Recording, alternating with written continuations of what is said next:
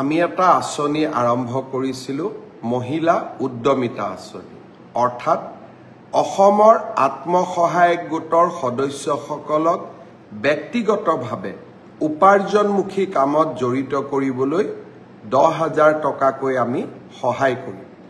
এই 10,000 টকাৰ সদব্যৱহাৰ হলে ভৱিষ্যতে আমি 25,000 টকা আৰু 25,000 টকাও উৎপাদনমূলক কামত ব্যয় কৰিলে ভৱিষ্যতলৈ বেংকৰ সৈতে 50,000 টকা।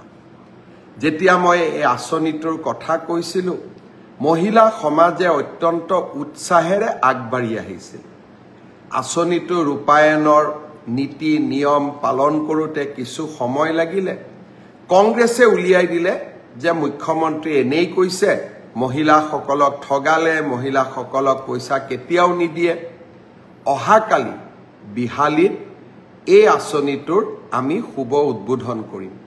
বিহালীত 23,000 মহিলাই এই আঁচনিটোৰ প্ৰথম পৰ্যায়ৰ 10,000কৈ টকা লাভ কৰিব। এই আঁচনিটোৰ জৰিয়তে অসমৰ আমি 27 লাখ মহিলাক 10,000 টকাকৈ প্ৰদান কৰিম, 2,700 কোটি টকা। আৰু নগৰ অঞ্চলতো 3 লাখ মহিলাক এই আঁচনি আমি প্ৰদান কৰিম, তাতো আমাৰ প্ৰায় 300 কোটি টকা। অৰ্থাৎ আমাৰ আই মাতৃসকলক উৎপাদনমুখী আৰু মহিলা সবলীকৰণৰ দিনত কালি আকৌ এটা বিশাল পদক্ষেপ। অৰুণোদয়ৰ পিছত মহিলা সবলীকৰণৰ ক্ষেত্ৰত অসমে অহাকালি আৰু এটা শক্তিশালী খোজ পেলাব। বিহালীৰ কালি সভাখনৰ বাবে নিশাটো অপেক্ষা কৰিম।